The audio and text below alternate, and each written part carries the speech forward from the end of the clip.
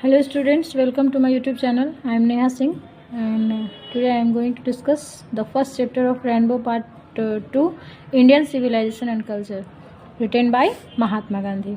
Okay students, so now we concentrate. Mohandas Karamchand Gandhi 1869 to 1948, popularly known as Bapu or the father of nation, was a more spiritual leader than a politician.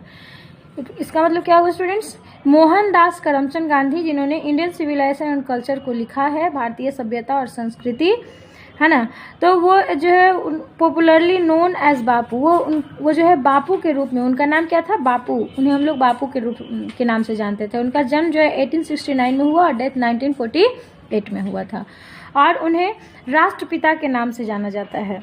वह जो है एक आध्यात्मिक नेता थे और तब जाकर के एक राजनीतिज्ञ थे, मतलब कि वो एक आध्यात्मिक नेता भी थे और एक राजनीतिज्ञ भी थे। He successfully used truth and non violence as the chief weapon against the British rule in India and helped India gain independence. क्या कहते हैं कि उन्होंने ही सक्सेसफुली यूज्ड, उन्होंने सफलतापूर्वक सत्य और अहिंसा को, यहाँ देखिए सत्य एंड नॉन वायलेंस का मतलब होता है अहिंसा को, उन्होंने एक महत्वपूर्ण हथियार के रूप में, मुख्य हथियार के रूप में ब्रिटिश शासन के खिलाफ उन्होंने प्रयोग किया और भारत को आज़ादी दिलाई, आज़ादी दिलाने में सहायता किया। फ्रॉम 1915 टिल 48, 1915 से लेकर के 1948 ईस्वी तक ही कम्प्लीटली डोमिनेटेड इंडियन पॉलिटिक्स। वह पूर्णतः 1915 से लेकर के 1948 ईस्वी तक वो पूर्णतः जो है भारतीय राजनीति में वो डोमिनेट रहे, समर्पित रहे। He died at the hands of fanatic on 30 जनवरी 1948। एक फैनेटिक के हाथों, एक डेविल कहिए राक्षस के हाथों, वो 30 जनवरी 1948 को मारे गए, उनकी हत्या कर दी गई। His autobiography my experiment with truth and the numerous articles that we wrote for Young India and the speeches that he delivered on the occasion reveal him not only as an original thinker but also a great master of chaste idiomatic English. And the following extract Indian civilization and culture, Gandhi ji talks about the sound foundation of Indian civilization which has successfully withstood the passage of time। देखिए अब यहाँ से हम लोग देखते हैं कि उनकी महत्वपूर्ण ऑटोबायोग्राफी। ऑटोबायोग्राफी का क्या मतलब होता है स्टूडेंट्स? ऑटोबायोग्राफी का अर्थ होता है आत्मकथा। माई एक्सपेरिमेंट विद ट्रूथ, ये जो है इनका लिखा हुआ आत्मकथा था। एंड न्यूमरस आर्टिकल, और उन्होंने कई आर्टिकल्स लिखे, उन्होंने और भी कई लेख लिखे और उन्होंने यंग इंडिया पत्रिका भी लिखा और बहुत सारे उन्होंने भाषण भी लिखे और डिफरेंट अलग अलग अवसर पर उन्होंने कई भाषण भी दिए। उन्होंने he reveal him not only as an English, वो सिर्फ इंग्लिश में ही नहीं, इंग्लिश के ही ओरिजिनल थिंकर नहीं थे, वास्तविक विचारक नहीं थे, बल्कि एक कास्ट के, एक जो है आइडियोमेटिक इंग्लिश के जो है एक ग्रेट मास्टर थे, मतलब उनको इंग्लिश की अच्छी जानकारी थी।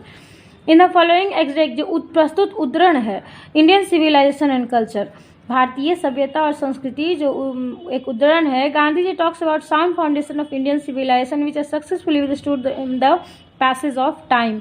कहते क्या है कि जो भारतीय सभ्यता और संस्कृति जिसके बारे में गांधी जी भी बात कर रहे हैं, उसका भारत में एक गहरी नींव है और जिसका सक्सेसफुली जो है सफलतापूर्वक जो है समय के साथ इसका अनुसरण होते जा रहा है।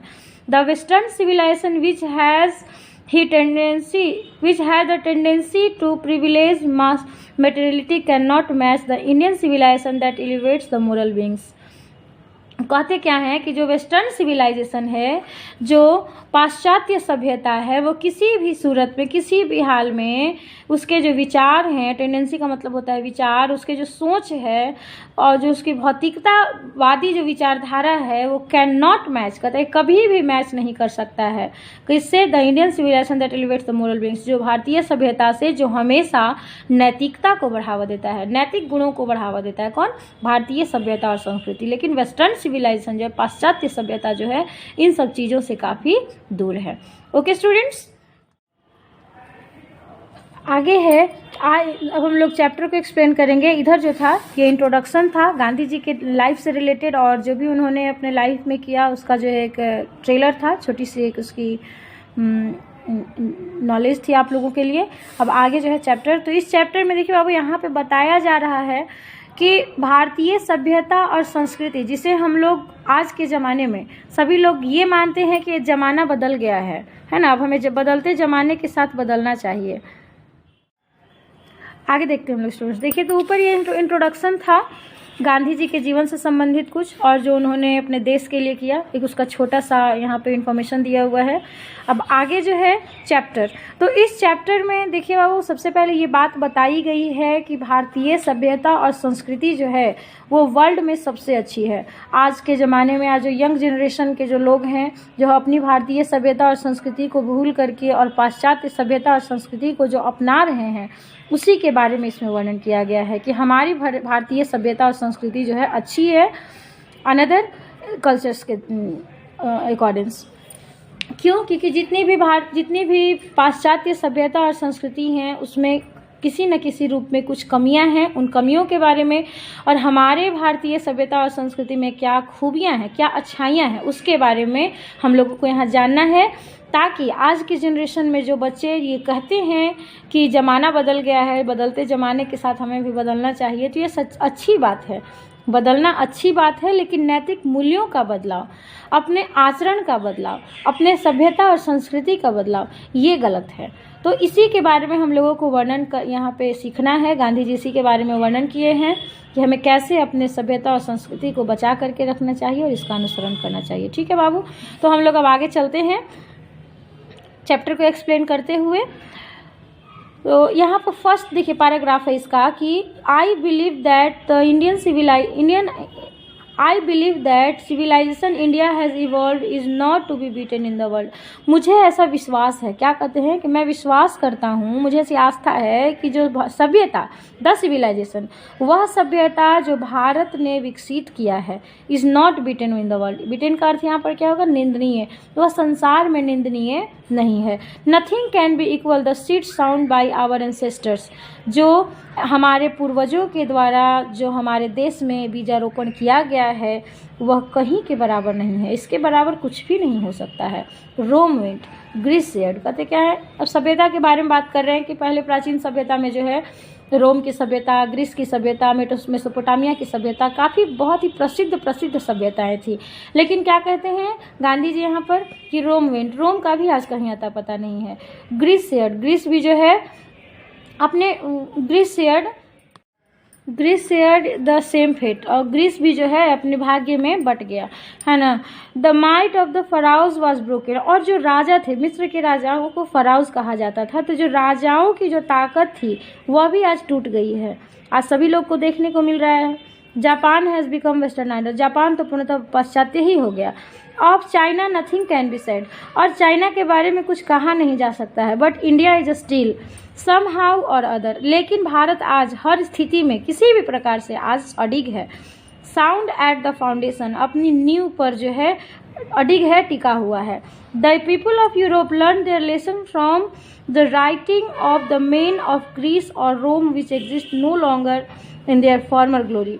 और जो है पीपल जो है, यूरोप के पीपल ने यह सीखा है, यूरोप के जो लोग हैं उन्होंने एक पाठ अपने लेखक से, अपने लेख से प्राप्त किया है कि ग्रीस और रोम के जो सभ्यता है वो ज़्यादा दिन तक नहीं चल पाई, जो भी उसकी ग्लोरी थी वो आगे नहीं चल पाई, उसकी शान और शौकत जो है कुछ ही समय में समाप्त हो गई। क्यों? क्योंकि उसने पाश्चात्य सभ्यता का अनुसरण किया था। In trying to learn from them, और यहाँ से मैं क्या करता हूँ, कुछ सीखने का प्रयास करता हूँ। The Europeans imagine that they will avoid the mistakes of Greece and Rome, और यूरोपियन जो है इमेजिन करते हैं, इमेजिन किए उन्होंने, यूरोप के जो लोग हैं उन्होंने कल्पना किया और उन्होंने उनके मिस्टेक को अवॉइड किया। जो ग्रीस और रोम ने जो गलतियां किया उससे उन्होंने कुछ सीखने का प्रयास किया। और उसको अवॉइड किया। यूरोप के जो लोग हैं उन्होंने कल्पना किया और ग्रीस के और जो रोम के जो गलतियां थी उसको उन्होंने अवॉइड किया। Such is their pitiable condition. और यूरोप ने भी जो ग्रीस और रोम की जो गलतियों को अनदेखा किया था, आज उसी का नतीजा क्या है कि उनकी भी स्थिति दयनीय है। पिटिएबल कंडीशन का अर्थ होता है दयनीय स्थिति, तो आज उनकी भी स्थिति दयनीय हो चुकी है। इन the midst of all this, अब आगे क्या कहते हैं कि सेकेंड पैराग्राफ में कि in the midst of all things, all this, इन सभी के बीच में India remains immovable and that is her glory. क्या कहते हैं कि इन सभी के बीच में सब कुछ होते हुए भी सभी लोगों ने अपना अपना सभ्यता चेंज किया, संस्कृति चेंज की, लेकिन सभी के बीच में हमारी जो भारतीय सभ्यता और संस्कृति है, इंडिया रिमेन्स इमूवेबल, आज जो है यह अडिग है। And that is her glory, और यही इसकी शान है कि हम लोग हर परिस्थिति को झेलते हुए भी आज हम अपने सभ्यता और संस्कृति पर अडिग हैं। It is a charge against India that her people are so uncivilized. It is charge, charge का मतलब होता है आरोप। कहते क्या है गांधी जी, भारतीयों के प्रति जो है, भारत के विरुद्ध जो है, भारत पर एक आरोप लगाया गया है कि यहाँ के जो लोग हैं अनसिविलाइज्ड हैं। अनसिविलाइज्ड का अर्थ क्या होता है बाबू? असभ्य। क्या कहते हैं कि जो भारतीय सभ्यता, भारत के जो लोग हैं वो असभ्य हैं, इग्नोरेंट हैं और स्टोलिड है। इग्नोरेंट का मतलब होता है अभद्र और स्टोलिड का मतलब होता है मूर्ख, है ना। क्या कहते हैं कि अनसिविलाइज्ड है, अभद्र हैं और मूर्ख हैं, है ना। That is not possible to induce them to adopt any changes, क्योंकि इनके अंदर जो है कोई भी चेंजिंग एक्सेप्ट करने की जो है, इनके अंदर जो है कोई भी चेंज को ग्रहण करने की क्षमता नहीं है। क्या कहते हैं जो विदेशी लोग हैं, भारतीयों पे क्या आरोप लगाते हैं कि भारतीय असभ्य हैं, मूर्ख हैं, अभद्र हैं, इग्नोरेंट हैं, घमंडी हैं, है ना। और क्योंकि इनके अंदर जो है किसी और दूसरी सभ्यता को चेंज करने की, एक्सेप्ट करने की और अपनी सभ्यता को चेंज करने की ताकत इनमें क्षमता नहीं है। लेकिन कहते क्या है, बताइए, अगर हम लोग भारतीय सभ्यता और संस्कृति में बड़ों का आदर किया जाता है, बड़ों का सम्मान दिया जाता है, गुरु को भगवान माना जाता है, तो क्या ये सब गलत है? नहीं ना। तो ये हमारे गुण हैं और गुणों पे ये चार्ज लगाया गया है या आरोप लगाया गया है कि नहीं भारतीय लोग असभ्य हैं, तो कोई बात नहीं है। It is a charge really against our merit. कहते क्या हैं कि यह मेरिट, यह जो चार्ज है, यह जो आरोप जो लगाया गया है वास्तविक में हमारे गुणों के ऊपर लगाया गया है। आवर मेरिट का अर्थ क्या होता है? हमारे गुणों के ऊपर।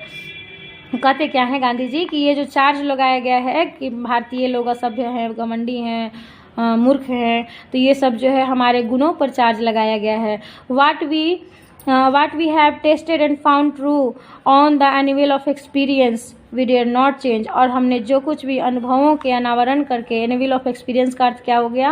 अनुभवों का अनावरण, मतलब अनुभवों को जान करके, जांच करके, परख करके हम लोगों ने इसका जांच किया है। हम लोगों ने इसका टेस्ट का मतलब क्या है कि हम लोगों ने जांच किया है और हमने पाया है कि यह सत्य है कि हमने चेंज नहीं किया। हमने अनुभव किया, हमने अपने पूर्वजों को देखा और जाना कि हमने चेंज नहीं किया, लेकिन वी डेयर नॉट चेंज, हमें इसको चेंज करने की साहस नहीं है, हमें इसे चेंज करने की क्षमता नहीं है। Many thrust their advice upon India and the same remains steady. She remains steady। बहुत सारे लोगों ने भारत को सलाह भी दिया कि आप अपना जो है सभ्यता चेंज कर लीजिए, but and see remains study, लेकिन भारत जो है लगातार रही, भारत की जो सभ्यता संस्कृति है वह लगातार निरंतर चलती रही। This is her beauty, it is the sea tanker of our hope. कहते क्या यही इसकी सुंदरता है कि भारत जो है हर हाल में अपने भारतीय सभ्यता और संस्कृति की, भारतीय जो लोग हैं हर हाल में अपनी सभ्यता और संस्कृति की रक्षा करते हैं, अपनी सभ्यता और संस्कृति का आदर करते हैं, सम्मान करते हैं, परंपराओं का आदर करते हैं, और यही इसकी सुंदरता है ना। और यह जो है, जो हम अपने बड़ों का आदर करते हैं या फिर जो भी हमारी सभ्यता संस्कृति है जो उसका हम लोग आदर करते हैं, ये हमारे उम्मीदों का सी टैंकर होता है। सी टैंकर का अर्थ होता है रक्षक, और आवर होप हमारी उम्मीदों का, ये सब जो है हमारे उम्मीदों का रक्षक होता है, हमारे उम्मीदों की रक्षा करता है, इसे बचाता है ना। Civilization is that mode of conduct which points out to man the path of duty। कहते क्या है कि सभ्यता वह मोड ऑफ कंडक्ट है, वह माध्यम है, दिशा निर्देशन का वह माध्यम है जो मनुष्य के अंदर कर्तव्यों के पालन करने का दिशा निर्देश करता है। मतलब जो है सिविलाइजेशन मनुष्यों को कर्तव्यों का पालन कर्तव्यों का पथ दिखाता है, पथ प्रदर्शित करता है। कौन? भारतीय सभ्यता। Performance of duty and observance of morality are convertible terms. कहते क्या है कि कर्तव्यों का पालन करना और नैतिकता को ग्रहण करना, ये दोनों बदलने योग्य हैं, परिवर्तनशील टर्म्स हैं। कभी भी कर्तव्यों का पालन करना हम कभी से भी शुरुआत कर सकते हैं, और अपने अंदर नैतिकता का प्रवास करना, नैतिकता को ग्रहण करना, हम ये भी कभी से कर सकते हैं। जब भी आपको लगे कि हाँ हमारी भारतीय सभ्यता और संस्कृति अच्छी है, तभी से आप अपने अंदर जो है अपने ड्यूटी को अच्छा कर लें और मोरालिटी अपने अंदर जो है ऑब्जर्व कर लें, मोरालिटी अपने अंदर ला लें। To observe morality to attain mastery over our minds and our passions. और जो है मोरालिटी को अटेन करना, मोरालिटी को प्राप्त करना, ग्रहण करना, हमारे जो है हमारे माइंड को और हमारी इच्छाओं को, हमारे मस्तिष्क पर और हमारी इच्छाओं पर विजय प्राप्त करने जैसा है। जब हम अपने अंदर नैतिकता का अनुसरण कर लेते हैं, नैतिकता को ग्रहण कर लेते हैं, तो इससे हम अपने दिमाग पर और इच्छाओं पर काबू पा लेते हैं। इसका शुद्ध ये हुआ कि हम अपने इच्छाओं पर काबू पा लेते हैं। So doing we know our selves. और यह सब हम लोग कर करके जाने हैं। जब हमने ये सब कार्य को किया तो हमने यह जाना। The Gujarati equivalent for civilization means good conduct. और गुजराती में तो गांधी जी की गुजराती थे, तो अपने भाषा में बताते हैं कि गुजराती में तो सभ्यता का अर्थ ही अच्छा मार्गदर्शन होता है। गुड कंडक्ट का क्या अर्थ होता है? अच्छा मार्गदर्शन। तो सभ्यता का अर्थ ही अच्छा मार्गदर्शक होता है। तो if this definition be correct, then India, as so many writers have shown, have nothing to learn from anybody else, and this is as it should be।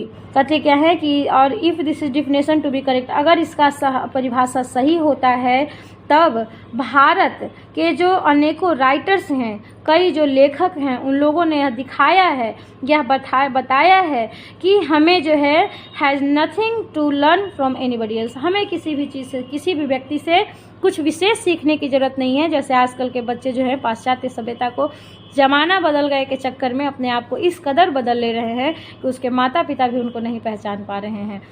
तो ऐसे तो वही बताते हैं गांधी जी कि नहीं, हमें अपने आप को बदलने की ज़रूरत नहीं है, हमें किसी दूसरे से कुछ भी सीखने की ज़रूरत नहीं है। And this is at should be, हम जो कुछ भी हैं, जितना हमारे पास चाहिए, हमारी सभ्यता के पास है, हमारे भारत के सभ्यताओं में, संस्कृतियों में वो सब खूबियाँ हैं, बस हमें उनका अनुसरण करना आवश्यक है। We notice that mind is a restless bird and the more it gets and the more it wants and still remain unsatisfied. कहते क्या है कि हमने यह नोटिस किया है, नोटिस करना मतलब क्या था? ध्यान देना। हमने यह ध्यान दिया है कि जो हमारा दिमाग है, mind is a restless bird, हमारा जो दिमाग है एक चंचल चिड़िया के समान होता है। जितना इसे मिलता है इतना ही उसे पाने की इच्छा रखता है और फिर भी असंतुष्ट रहता है। देखिए, स्टिल रिमेन अनसेटिस्फाइड, और फिर भी क्या होता है? असंतुष्ट रहता है। The more we indulge in our passions the more unbridled they become. जितना ही हम लोग अपने पैशंस में, अपने शानो शौकत में अपने आप को शामिल करते हैं, उतना ही हम लोग बेलगाम होते चले जाते हैं। Our ancestors therefore set a limit to our intelligence. अतः हमारे पूर्वजों ने, एंसेस्टर्स क्या हो गया बाबू? पूर्वज। कहते क्या है कि हमारे पूर्वजों ने इस प्रकार हमारे लिए एक लिमिट सेट किया है, हमारे एक सीमा का निर्धारण किया है, हमारी इच्छाओं पर जो है एक अंकुश लगाया है। दे सा that happiness was largely a mental condition. उन्होंने देखा कि खुशियाँ सिर्फ और सिर्फ एक मानसिक स्थिति है ना। खुशियाँ जो हैं ऐसा नहीं है कि जब हमारे पास बहुत सारी चीज़ें होती हैं, भौतिक वस्तुएं होती हैं, तभी हम खुश रहते हैं। मन खुश तो तन खुश, है ना। तो यही बताते हैं कि जो खुशियाँ हैं वह सिर्फ एक मेंटल कंडीशन है, मानसिक स्थिति है। अगर हम खुश रहते हैं तो अगर हमारा दिमाग खुश रहता है तो हम भी खुश रहते हैं। A man is not necessarily happy because he is rich. कहते क्या है कि एक मनुष्य तभी खुश नहीं होता है जब वह अमीर हो, और unhappy because he is poor, और तभी दुखी होता है जब वह गरीब होता है। The rich are often seen to be unhappy. अक्सर जो है अमीरों को दुखी देखा जाता है, and the poor to be happy, और गरीबों को अक्सर खुश देखा जाता है। अमीर लोग अक्सर किसी न किसी समस्या से घिरे रहते हैं, और जो गरीब लोग होते हैं वो हमेशा खुश रहते हैं। उनके पास छोटी सी जितना भी उनके पास होता है उसने वो उतना ही में वो खुश रहते हैं। millions will always remain poor, और हजारों हजार लोग जो है हमेशा गरीब ही रहेंगे. Observing all these, our ancestors dissuaded us from luxuries and pleasures. अतः इन सभी को देखते हुए, ऑब्जर्विंग का अर्थ क्या हुआ, देखते हुए, निरीक्षण करते हुए, इन सभी का निरीक्षण करते हुए हमारे पूर्वजों ने डिसऑर्डर्ड किया है, मना किया है, प्रतिबंध लगाया us from luxuries and pleasure, सुख सुविधाओं, ऐशो आराम और सुख सुविधाओं से. हमारे पूर्वजों ने सुख सुविधाएं और ऐशो आराम से हमें जो है डिसऑर्ड किया, हमें दूर करने के, हमें अलग रहने को कहा. We have managed with the same kind of plow and existed thousands of years ago. और कहते क्या है कि जैसे हम लोग 1000 वर्ष पहले जो है,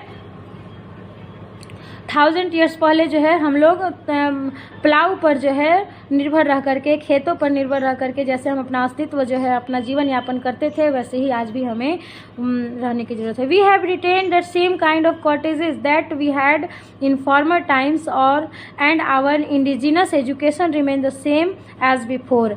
और जो है हम लोगों ने यह भी देखा है कि सेम काइंड, पहले के ज़माने में जो भी लोग कॉटेज में रहते थे, झोपड़ी में रहते थे, और फिर जो है फॉर्मर जो है टाइम्स, पुराने ज़माने में जो है वो लोग अपना जीवन यापन करते थे. एंड आवर इंडिजिनस एजुकेशन, और जो हमारी जो जन्म आधिकारिक जो है एजुकेशन थी, सब कुछ पहले ही जैसा है. जैसे पहले शिक्षा का जो पहले स्थिति था वो आज भी है ना. We have had no system of life corroding competition. पहले के ज़माने में लोग जो है सबका साधारण जीवन था, और पहले के ज़माने में हमारे जीवन को विध्वंस करने का कोई भी जो है माध्यम नहीं था. लाइफ करोंडिंग कंपटीशन का मतलब होता है जीवन को विध्वंस करने का माध्यम. कोई सिस्टम नहीं था, कोई माध्यम नहीं था जिससे हमारे जीवन का कोई विनाश हो सके.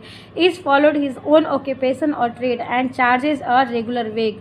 और सभी लोग जो है अपने अपने ऑक्यूपेशन को, पेशा और व्यापार को, लोग अपना अपना पेशा, अपना अपना व्यापार, जो भी उनका काम होता था वो लोग करते थे. एंड चार्ज रेगुलर वेग, और सबका एक नियत चार्ज होता था. नियत जो है एक जो है मतलब उनका फी होता था. फी कहिए, चार्ज का अर्थ मतलब उनका एक नियत फी होता था. It was not that we did not know how to invent machinery. ऐसी बात नहीं थी, अभी क्या कहते हैं कि इट वॉज नॉट दैट, ऐसी बात नहीं थी कि हम उस जमाने में मशीनों का आविष्कार करना नहीं जानते थे. बट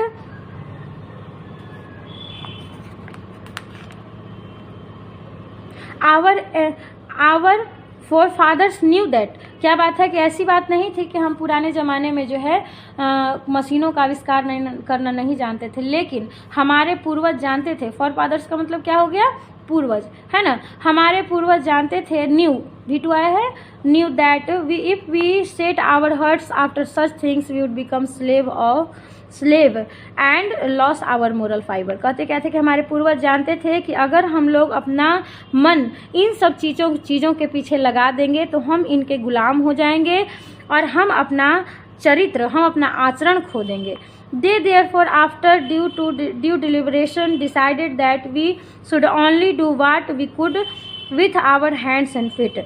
तो कहते क्या है कि अतः बाद में हमने यह डिसाइड किया, हमने यह तय किया कि हम वही काम करेंगे जो हम अपने सिर्फ हाथ और पैर के सहारे कर सकते हैं, है ना. क्योंकि खुशियाँ हमें उसी में ही मिलेगी, क्योंकि हमारे जो है we saw that our real happiness and health consisted in a proper use of our hands and feet. क्योंकि हमने देखा कि जो हमारी वास्तविक खुशी है वह हमारे हाथ और पैर के उचित प्रयोग में ही छुपा हुआ है. हाथ और पैर का प्रयोग करने का अर्थ यहाँ पर हुआ स्टूडेंट्स कड़ी मेहनत करना.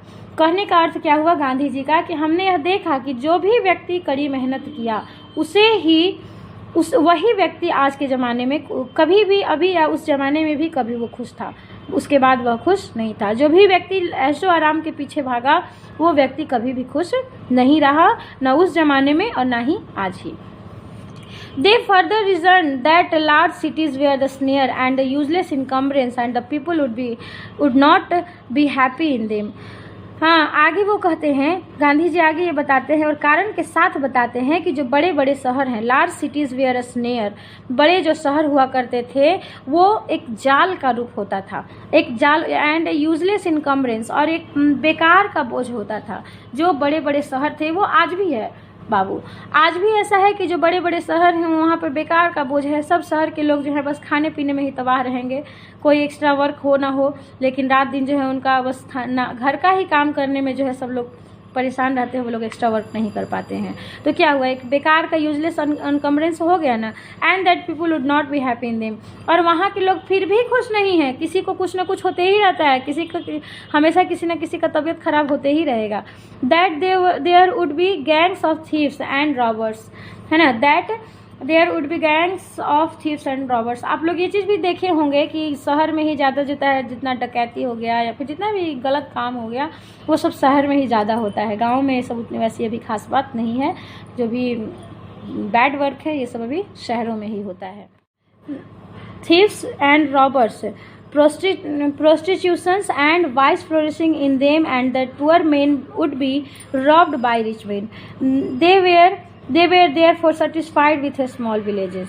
और क्या होता था, शहरों में चोरी हुआ करती थी, चोर वहीं पे रहते थे, जितने सारे भी गलत काम हैं वहीं हुआ करते थे, रॉबर्ट्स भी शहर में, वेश्यावृत्ति भी शहर में, और जितने भी गलत कार्य हैं, वाइस फ्लोरिशिंग का मतलब होता है जितने भी कुकर्म, वो सभी जो है शहरों में ही अधिकांशतः हुआ करते थे। तो बाबू ये आज भी है ना, ये गांधी जी पहले के ज़माने की बात कर रहे हैं, लेकिन अगर हम लोग गांव और शहर की बनिस्बत अगर हम लोग दोनों को देखें तो ज़्यादा शहरों में जो है ज़्यादा ये सब जो है देखने को मिलता है। जितने सारे भी बैड वर्क्स हैं वो सब आपको शहर में ज़्यादा मिलेंगे। गांव में लोग जो हैं उतना सब सीधे साधे लोग होते हैं और सभी लोग अपने आप से मतलब रखते हैं। And that poor man would be robbed by rich man. और शहर में एक चीज़ और देखने को क्या मिला लोगों, गांधी जी को, कि जो गरीब लोग जो हैं हमेशा अमीर लोगों के द्वारा लूटे जाते हैं, है ना। आज भी जाइए शहर में, हॉस्पिटल में चले जाइए, है ना, तो वहाँ आप जब आप हॉस्पिटल में जाते हैं तो वहाँ एक का बदले डेड बॉडी भी लेकर के जाइए तो उस पर 5 लाख रुपया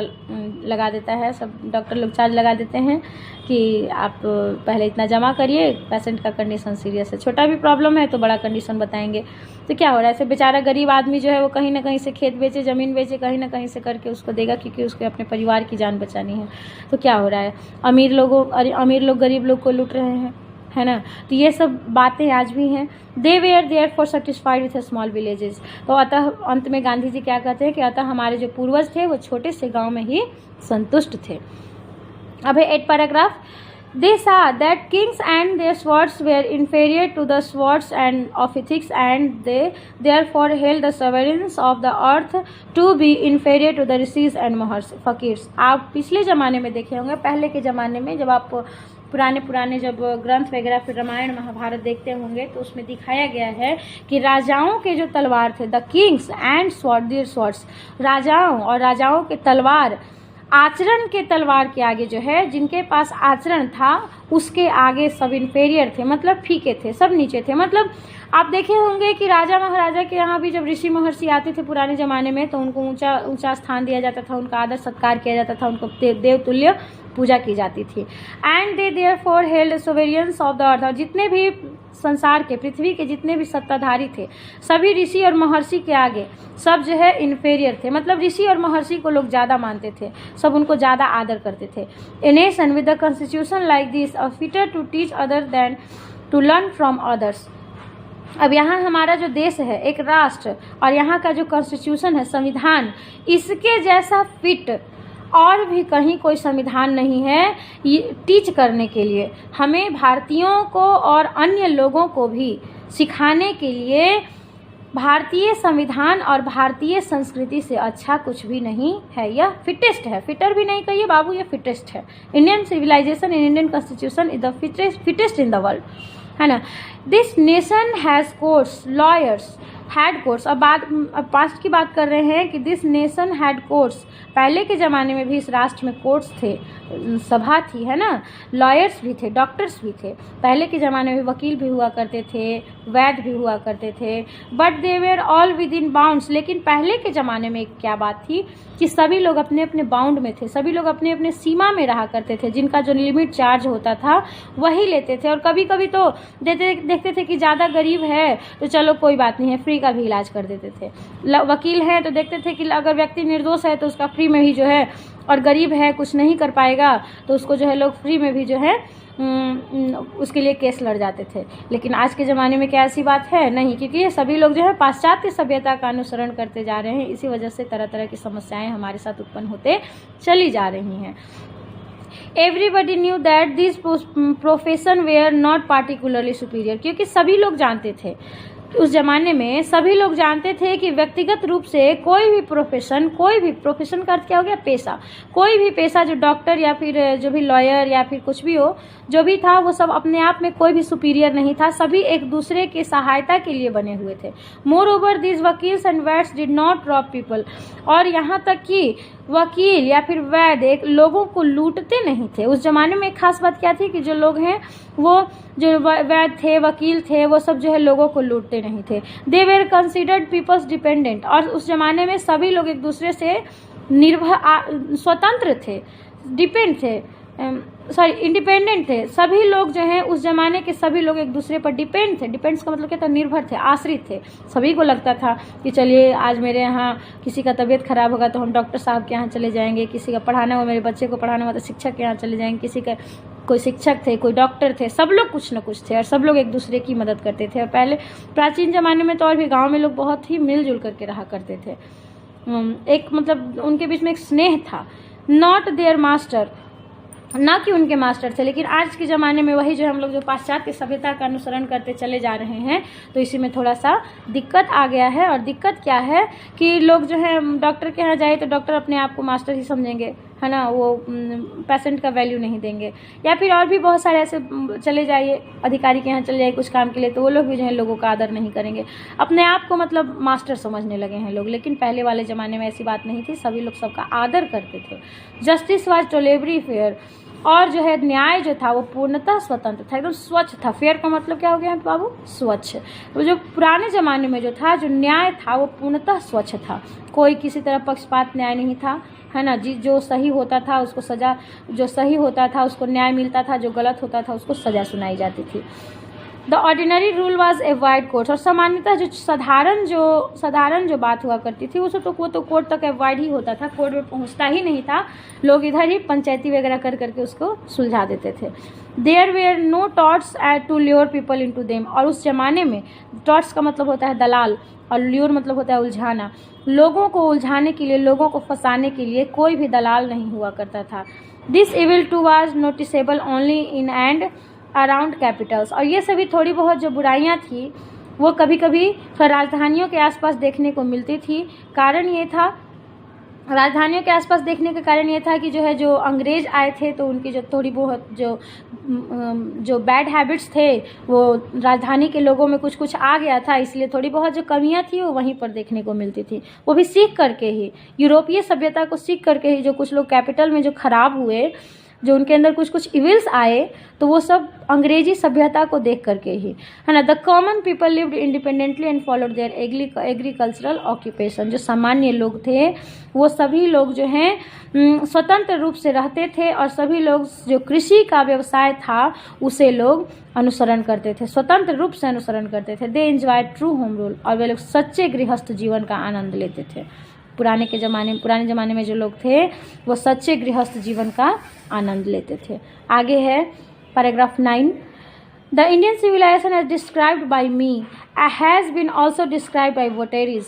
कहते क्या है कि इंडियन सिविलाइजेशन, जो भारतीय सभ्यता और संस्कृति का, ऐसी बात नहीं है कि सिर्फ मैं ही कह रहा हूँ, जो बात मैंने कहा, जो भारतीय सभ्यता और संस्कृति के बारे में मैंने डिस्क्राइब किया, मैंने जो वर्णन किया, वही बात यहाँ पर जो श्रद्धालु आए उन्होंने भी ये वर्णन किया है। श्रद्धालु कौन कौन आए हमारे यहाँ? वेनसांग, पाहियान, बहुत सारे जो वोटरीज आए, विदेश से आए भारत में, कोई बौद्ध धर्म को जानने की इच्छा से, कोई जो है नालंदा यूनिवर्सिटी का भ्रमण करने की इच्छा से, कोई जो भारतीय संस्कृति को जानने की इच्छा से। आगे और एक चैप्टर है पियरलेस बक का लिखा हुआ, वो भी यहाँ पर आई थी, वो भी भारतीय सभ्यता और संस्कृति को अच्छा बताई। मतलब जितने सारे भी श्रद्धालु भारत में आए वो सभी ये बात कहें कि अरे वाह, यहाँ तो बाबा बहुत ही अच्छा है, भारतीय सभ्यता और संस्कृति तो बहुत अच्छा है। और जो लोग भी वहाँ गए अपने पुस्तक में लिखे, और वहाँ के लोग भी, जो भी उनके अंदर आचरण है, जो भी उनके अंदर संस्कार है, भारतीय सभ्यता और संस्कृति का ही देन है ना। In no part of the world and under no civilisation have all men attained perfection. और संसार के किसी भी हिस्से में, है ना, अगर हम लोग संसार का कोई भी हिस्सा देखते हैं तो जो परफेक्शन हमारे भारतीय लोगों के अंदर है, जो मानवता हमारे भारतीय लोगों के अंदर है, वह किसी भी सभ्यता में सिखाने को नहीं मिलता है। The tendency of Indian civilisation is to elevate moral beings. Tendency का अर्थ क्या होता है? सोच, विचार। कहते क्या है कि जो भारतीय सभ्यता और संस्कृति की जो सोच है वो नैतिकता को बढ़ावा देना है। एलिवेट्स का मतलब क्या होता है? बढ़ावा देना। मोरल बीइंग्स, नैतिक मूल्यों को। तो भारतीय सभ्यता और संस्कृति की सोच क्या है? नैतिक मूल्यों को बढ़ावा देना। That of the western civilisation is to propagate immorality. और पाश्चात्य सभ्यता और संस्कृति क्या करती है? अनैतिकता को बढ़ावा देती है, अनैतिक मूल्यों को बढ़ावा देती है, प्रचार प्रसार करती है, प्रोपेगेट कर रहा है, दुष्प्रचार कर रही है। क्या कर रही है पाश्चात्य सभ्यता और संस्कृति? अनैतिकता को का दुष्प्रचार कर रही है। The latter is godless, the former is based on the latter is godless and formers believe in God. कहते क्या है कि जो पाश्चात्य सभ्यता है वह गॉडलेस है और जो हमारी सभ्यता है वो भगवान में आस्था रखती है, भगवान में विश्वास रखती है। So understanding and so believing it behoves every lover of India to cling to the old Indian civilization even as a child cling to the mother's breast। कहते क्या है कि अतः क्योंकि पाश्चात्य सभ्यता जो है भगवान रहित है, वहाँ पे भगवान में कोई आस्था ही नहीं, कोई विश्वास नहीं है। लेकिन जो भारतीय सभ्यता और संस्कृति है यहाँ पर जो है भगवान में विश्वास रखा जाता है, भगवान को माना जाता है। तो अतः इन सभी बातों को समझते हुए और इन बातों में विश्वास करते हुए मुझे उम्मीद है, मैं आशा करता हूँ, यह आस्था है कि जो भारत के जो लवर है, इंडिया के जो लवर हैं, जो भारत से प्रेम करते हैं, उन्हें भारतीय सभ्यता और संस्कृति को इस कदर सीने से लगा कर रखना चाहिए जैसे एक माँ अपने बच्चे को सीने से लगा के रखती है ना। वैसे ही हमें भी अपने भारतीय सभ्यता और संस्कृति को अपने आप के सीने से लगा कर रखना चाहिए। मतलब हमेशा उसका अनुसरण करना चाहिए। भारतीय सभ्यता संस्कृति क्या कह रही है उसको मानना चाहिए, समझना चाहिए, उसके अकॉर्डिंग चलना चाहिए, है ना। I am no hater of the west. आगे क्या कहते हैं कि मैं, ऐसी बात नहीं है कि मैं पाश्चात्य सभ्यता का विरोधी हूँ, मैं उससे नफरत करता हूँ। I am thankful to the west and for many a thing I have learn it from western literature. और मैं तो आभारी हूँ, थैंकफुल का अर्थ क्या होता है? आभारी। मैं तो आभारी हूँ पाश्चात्य सभ्यता का बहुत तरीकों से, कई चीज़ों में, कि मैंने जो कुछ भी सीखा है, मैंने जो कुछ भी जाना है, वो सबका सब मैंने पाश्चात्य साहित्यों से ही सीखा है। But I am thankful to modern civilisation for teaching me that if you want to India to rise up its fullest high I must tell my countryman frankly that after years and years of experience of modern civilization I have learned one lesson from it, and that it is that we must shun it at all cost।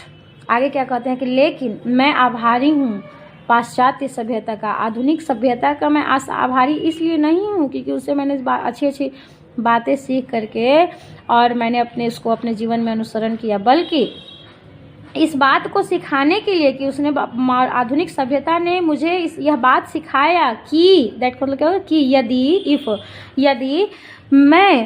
यदि मैं भारत को इसके सर्वोच्च ऊंचाई तक ले जाना चाहता हूँ, want to India to rise up, अगर भारत को मैं इसके सर्वोच्च ऊंचाई पर ले जाना चाहता हूँ, इसे ऊपर उठाना चाहता हूँ, तो मैं अपने देशवासियों से निस्वंद स्वच्छंद रूप से अवश्य यह बात कहना चाहूँगा, यह कहता हूँ कि after years and years experience of modern, आधुनिक सभ्यता के वर्षों और वर्षों के अनुभवों के आधार पर मैं अपने देशवासियों से क्या कहना चाहता हूँ कि मैंने उनसे बस यही बात सीखा है कि हर हाल में हमें इनसे दूर रहना चाहिए। किनसे? आधुनिक सभ्यता से। हर हाल में हमें आधुनिक सभ्यता से दूर रहना चाहिए। What is that modern civilisation? अब बात यह है कि जब तक हम लोग मॉडर्न सिविलाइजेशन के बारे में जानेंगे नहीं तो उससे दूर कैसे रहेंगे, है ना। It is the worship of material, it is the worship of brute in us and it is unadulterated materialism, and modern civilization nothing if it is does not think at every step of triumph of material civilization। कहते क्या है कि आखिर आधुनिक सभ्यता है क्या, पाश्चात्य सभ्यता क्या है। तो पाश्चात्य सभ्यता जो है भौतिकता की वस्तुओं की पूजा है। पाश्चात्य सभ्यता वस्तुओं की पूजा है, यह भ्रष्टाचारी की पूजा है, और यह जो है अनएडल्टरेटेड, एक बिना किसी कार्य का उद्देश्य, बिना किसी उद्देश्य का मटेरियल का प्रवाह है, बस खाली भौतिक सुखों का जो है बढ़ावा होते चला जाता है।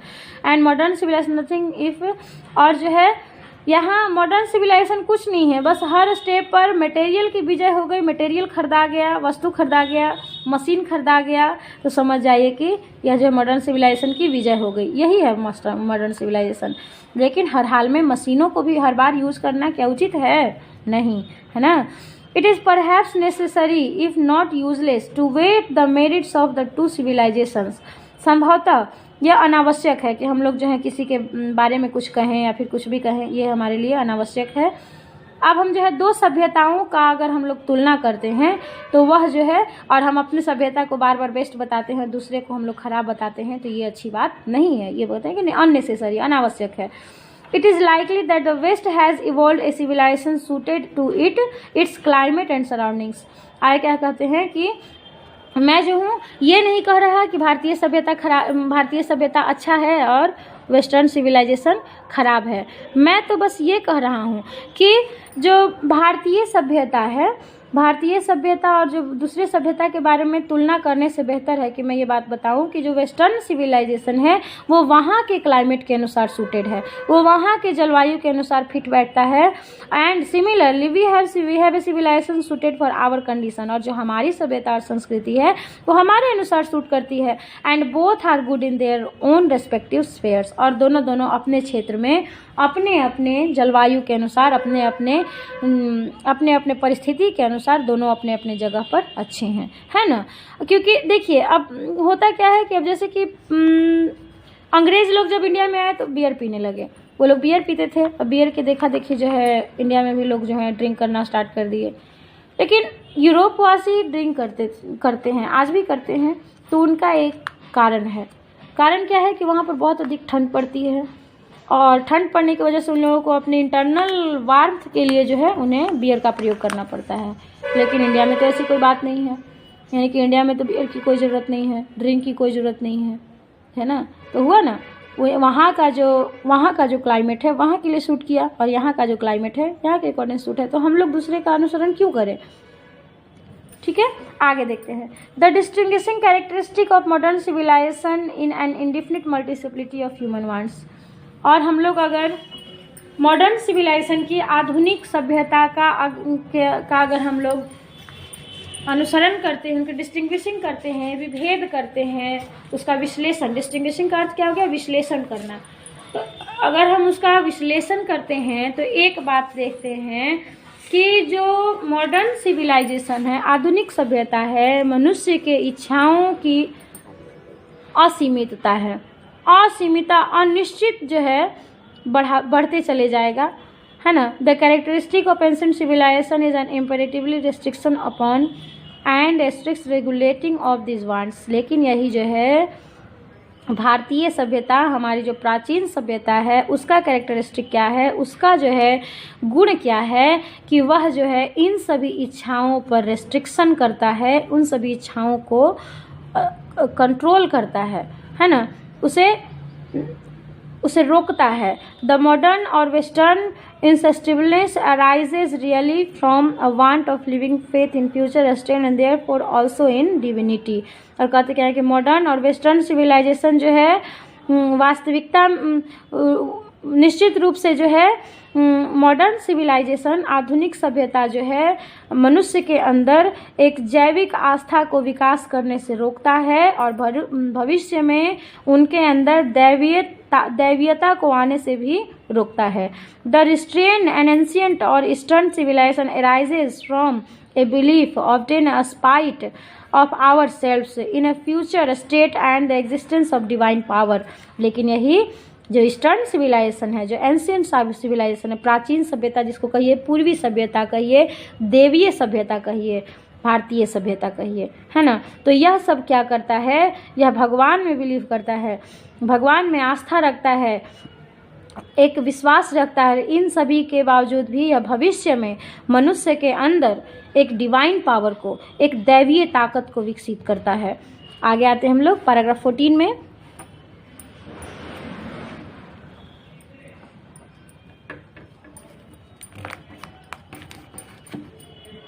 हाँ, आगे है कि some of the immediate and brilliant results of modern inventions are too maddening to resist. और बहुत सारे ऐसे ब्रिलियंट इमीडिएट रिजल्ट भी आए हैं, बहुत ही ऐसे जो है बड़े बड़े रिजल्ट भी आए हैं जो इन्वेंशंस मॉडर्न के कारण जो है इन्वेंशन हुआ है। तो हम लोग ये नहीं कहेंगे कि पाश्चात्य सभ्यता हर हाल में ख़राब है ना, क्योंकि बहुत सारे आविष्कार जो हैं पाश्चात्य सभ्यता ने ही किया है, पश्चिमी लोग नहीं किया है। But I have no manner of doubt that the victory of a man in that resistance. हाँ, कहते क्या है कि लेकिन जो मैनर, निसंदेह मैं ये बात बताना चाहूँगा कि जो मनुष्य की जो विजय है उसमें कोई बाधा आई है ना। We are in danger of bartering away the permanent good for the temporary pleasure. अगर हम लोग परमानेंट चीज़ के लिए हम लोग टेम्पोररी चीज़ों का अदला बदली करेंगे। हम लोग के अंदर क्या है, आचरण हमारा परमानेंट चीज़ है और भौतिक वस्तुएं क्या है, हमारी टेम्पोररी चीज़ हैं। तो अगर हम लोग भौतिक चीज़ों को खरीद करके आचरण को ख़राब कर देते हैं, आचरण को अदला बदली कर देते हैं, तो यह हम लोग जो है डेंजर में पड़ जाएंगे, हम लोग खतरे में पड़ जाएंगे।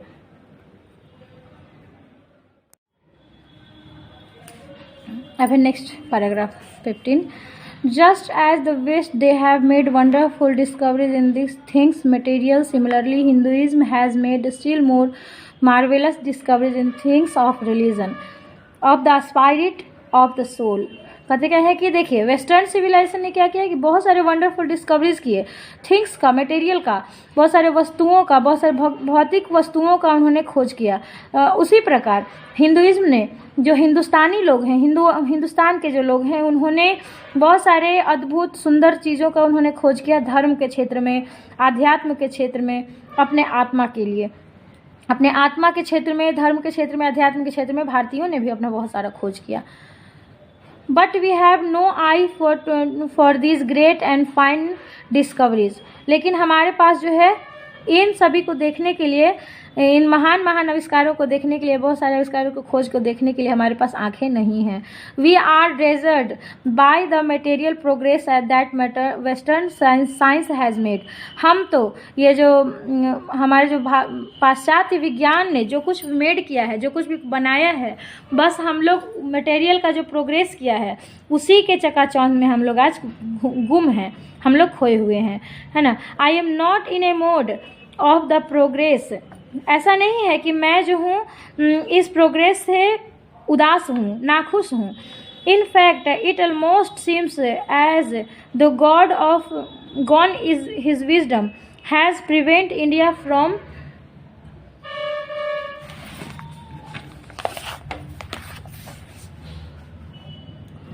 Progressing along those lines. और जो है मैं, ऐसा नहीं है कि मैं इन सब चीज़ों से नाखुश हूँ, लेकिन जो हमारे भारत ने जो खोज किया है, मैं बहुत सारे जो ऐसे अद्भुत जो वाक्य हैं, वो जो प्रभावशाली शब्द हैं जिसका विकास भारत ने किया है, मैं उस पर गर्वान्वित हूँ।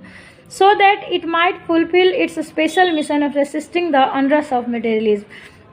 और इसके साथ ही मैं इस बात से भी खुश हूँ कि ये जो भारतीय सभ्यता और संस्कृति जिसने बहुत सारे ऐसे आध्यात्म का जो खोज किया है, बहुत सारे ऐसे शब्दों का खोज किया है जिसके आधार पर जो मटेरियल का जो प्रवाह है वो भारतीयों के अंदर से समाप्त हो सके, वह रुक सके। After all there is something in Hinduism that has kept it alive up till now. आखिरकार, आफ्टर ऑल का अर्थ क्या हो गया, आखिरकार भारत में ऐसी कुछ तो बात है, भारतीयों के अंदर कुछ तो ऐसी बात है जो आज तक भारतीयों को जीवित रखा है, मतलब अलाइव रखा है, लगातार निरंतर लगातार इन्हें आगे की ओर बढ़ाते रहा है। क्या समझ रहे हैं, 1947 में हमारा देश आज़ाद हुआ था और इतने कम समय में एक डेवलपिंग कंट्री में एक जो है अच्छा पोजीशन बनाना, अच्छा स्टेट बनाना, अच्छा स्टेटस बनाना, ये हमारे कहीं ना कहीं भारतीय सभ्यता और संस्कृति और संस्कारों का ही देन है। और आज भी देखे होंगे आपकी जो भी अच्छे होते हैं, जो संस्कारी बच्चे होते हैं, जो अनुशासन में रहते हैं, जो पाश्चात्य सभ्यता का अनुसरण नहीं करते हैं, जो अनुशासित हो करके माता पिता का आदर करके, गुरुजन का आदर करके अपना जीवन, अपना जो है पढ़ाई लिखाई करते हैं, वो सच में सक्सेस करते हैं, है ना।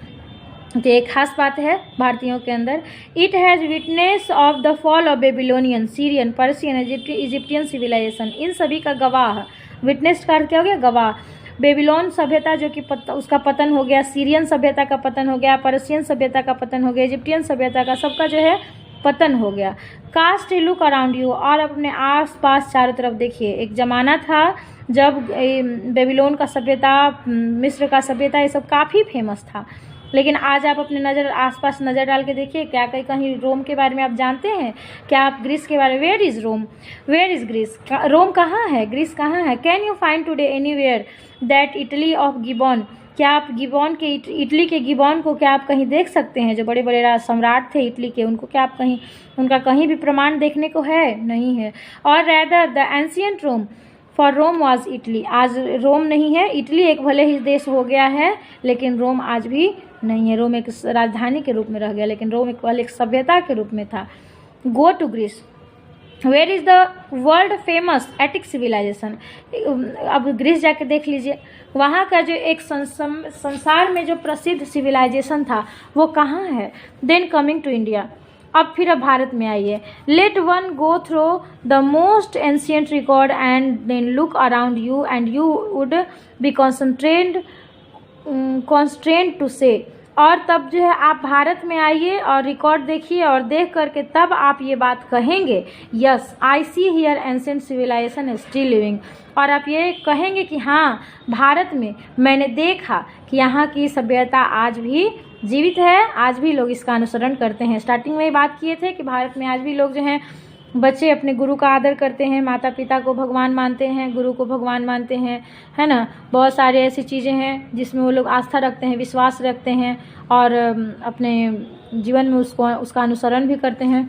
True, there were dung heap to here and there, सचमुच भारत में कहते हैं कि बहुत बड़े बड़े डंग हीप हैं, गोबर के बड़े बड़े ढेर हैं यहाँ, और यहाँ गाँव में देखने को मिलता है।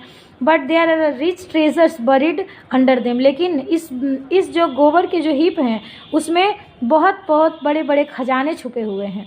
And the reason why it had survived it that he the end which Hinduism set before it was not development along material but spiritual lines. आगे क्या कहते हैं कि ये सच्चाई है कि यहाँ पर जो है इसका एंड नहीं हुआ, लेकिन जो हिंदुइज्म ने, हिंदुस्तानियों ने एक बहुत ही मटेरियल का तो खोज ज़्यादा नहीं कर पाए, मटेरियल का तो ज़्यादा विकास नहीं कर पाए, लेकिन आध्यात्मिक वाक्यों का, आध्यात्मिक जीवन का उन्होंने बहुत ही विकास भारत में किया। Our civilisation, our culture, our Swaraj depend not upon multiplying of funds. जो हमारी सभ्यता है, हमारा संस्कृति है, हमारा जो स्वराज है, वह इच्छाओं की वृद्धि पर आश्रित नहीं है, self indulgence, but upon restricting wants, self Daniel, और बल्कि अपनी इच्छाओं को काबू में करने पर, उन्हें दबाने पर, और आध्यात्मिकता को, अपने स्वज्ञान को बढ़ावा देने पर ही विश्वास रखता है।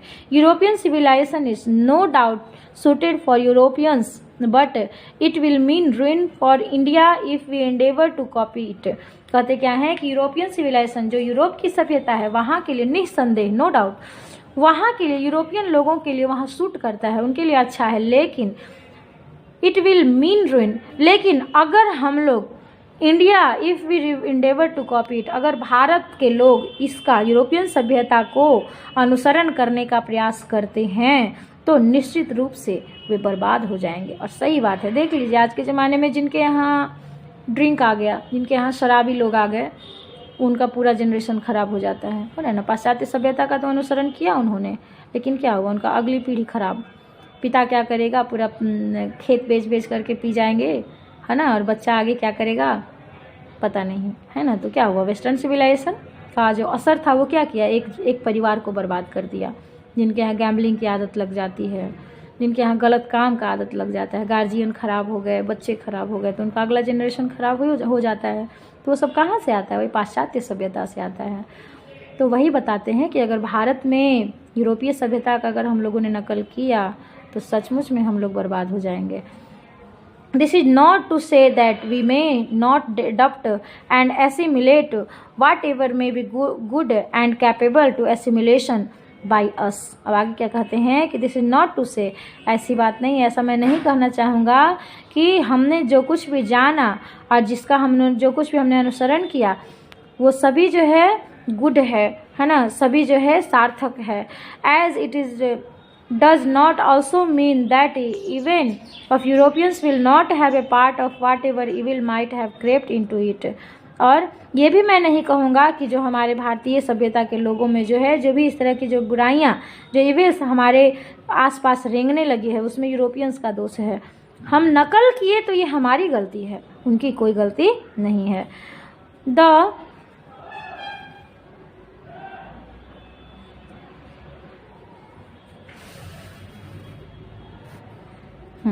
आगे कहते हैं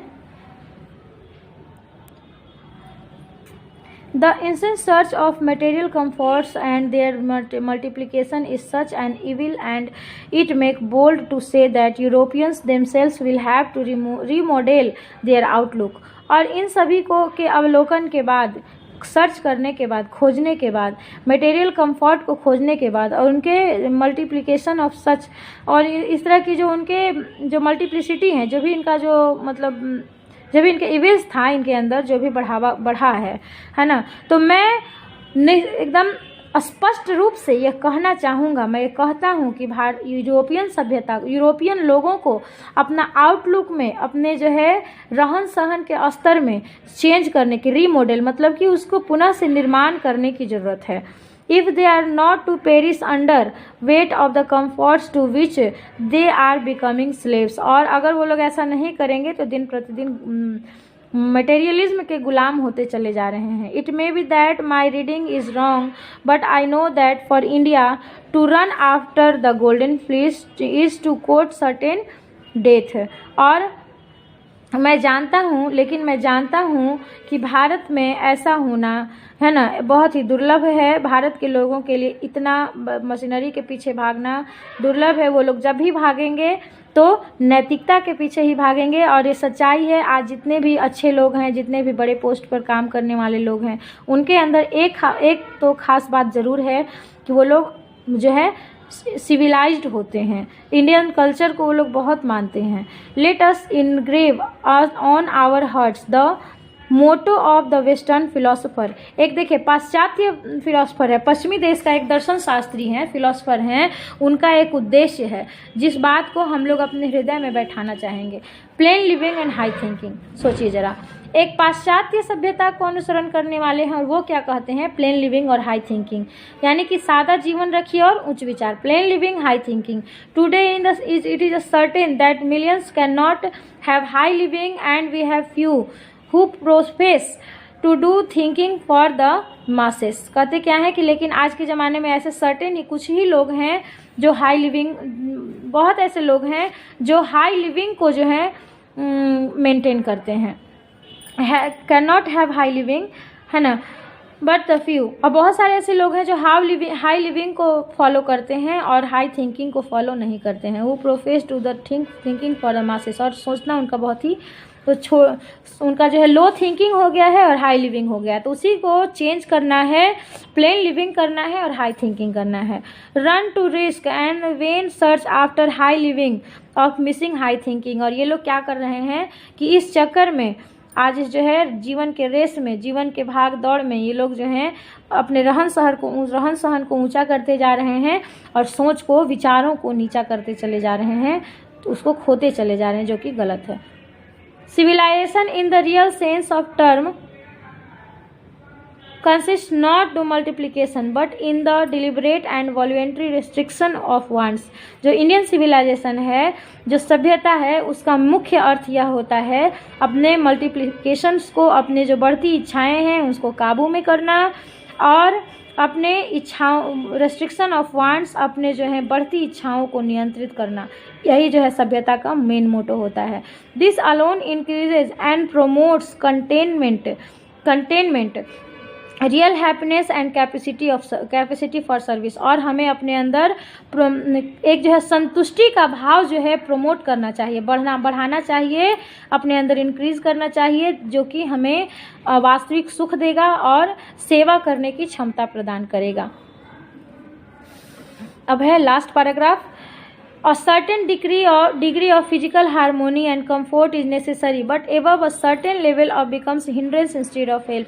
एक थोड़ी सी, certain का मतलब क्या कहते हैं, निश्चित, एक निश्चित रूप से जो है छोटे से मात्रा में कम, थोड़ा सा अगर फिजिकल हारमोनी है, अगर भौतिक सुख है तो वो अच्छा है, जैसे समय के बचाव को लेकर के, या फिर ज़्यादा वर्क है तो उसको कम करने के लिए, समय बचाने के लिए अगर हम लोग इस चीज़ का यूज़ करते हैं, मशीनरी चीज़ों का, या फिर जो है अपने कंफर्ट के लिए जो भी चीज़ें हैं वो यूज़ करते हैं तो वो अच्छा है। But above a certain level it is become hindrance instead of help. लेकिन अगर हम लोग अधिक से आवश्यकता से अधिक इन चीज़ों की मदद लेने लगे तो यह सहायता के बदले जो है बाधा उत्पन्न करने लगेगा। Therefore, the ideal of creating an unlimited number of wants and satisfying them seems to be delusion as and a snare. और जो भी अनलिमिटेड अगर हम लोग अपने वांट्स को बढ़ावा करेंगे तो ये संतुष्टि को बढ़ावा नहीं देगा, इसके बदले में यह जो है एक भ्रम पैदा कर देगा, हमारे लिए एक जाल पैदा कर देगा।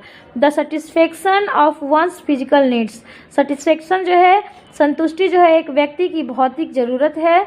Even the intellectual needs of one's narrow self, और जो है अगर व्यक्ति की अगर बौद्धिक नीड्स को बढ़ाना है, बौद्धिक नीड्स को बढ़ाने के लिए उनके इच्छाओं को नैरो रखना, उनके इच्छाओं को नियंत्रित रखना, सीमित रखना, ये अति आवश्यक है।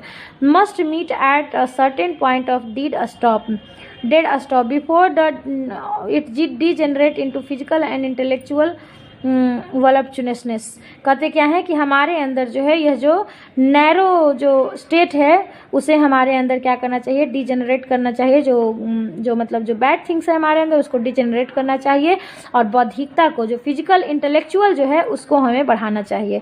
A man must arrange his physical and cultural circumstances so that they do not hinder him in the service of humanity. कहते क्या है कि अतः एक मनुष्य को हमेशा निश्चित रूप से अपने आसपास एक भौतिक और एक सांस्कृतिक परिस्थितियां उत्पन्न करनी चाहिए ताकि मानव जाति की सेवा करने में उसे किसी भी प्रकार की कोई बाधा उत्पन्न न हो। On which all his energy should be concentrated, और जिस पर उनका मनुष्य का पूरा जो है ऊर्जा केंद्रित हो जाए, और वह निश्चित रूप से वह अपने मानवता की सेवा के लिए वो काम करे। कोई भी कार्य हो तो वो मानवता से संबंधित हो, और कब होगा, जब हमने फिजिकल इंडल्जेंस को कंट्रोल करेंगे और अपने अंदर जो है कल्चरल सर्कमस्टांसेस उत्पन्न करेंगे, एक सच्चाई का समाज, एक जो है निस्वार्थ समाज, एक जो है अच्छी परिस्थिति उत्पन्न करेंगे अपने लिए, तो ही हम अपने मानव जाति की सेवा कर पाएंगे और हमारे अंदर डिविनिटी आएगी, डिवाइन पावर आएगी, और हम जो है पढ़ाई पे कंसंट्रेट हो पाएंगे, अपने ड्यूटी पर कंसंट्रेट हो पाएंगे। ठीक है स्टूडेंट्स, तो ये है हमारा इंडियन सिविलाइजेशन एंड कल्चर। सभी लोग जानते हैं महात्मा गांधी के बारे में, बहुत ही कितने स्पिरिचुअल, कितने ही ये अच्छे नेता थे, है ना। तो इनकी बातों को हमें भी अपने जीवन में पालन करना है, अनुसरण करना है, ताकि हम अपनी बाधाओं विपदाओं से दूर रहें, तरह तरह की जो समस्याएं हैं उससे दूर रहें, और हमारे जीवन के जो भी लक्ष्य हैं उसे प्राप्त करें। और मुझे उम्मीद है विद्यार्थीगण कि आप भी गांधी जी के इन बताए हुए रास्ते पर चलेंगे, भारतीय सभ्यता और संस्कृति का अनुसरण करेंगे, और अपने जीवन की जो आपकी इच्छाएँ होंगी, जो आपके लक्ष्य होंगे उसको प्राप्त करेंगे। और आप लोगों को ऑल द बेस्ट। आप भी अपने जीवन में अच्छा करें, अपना जो है लेबर का 100% दें, और गांधी जी की बातों को मान करके अपने जीवन में बेहतर करने का प्रयास करें। Thank you so much guys, all the best, have a nice day.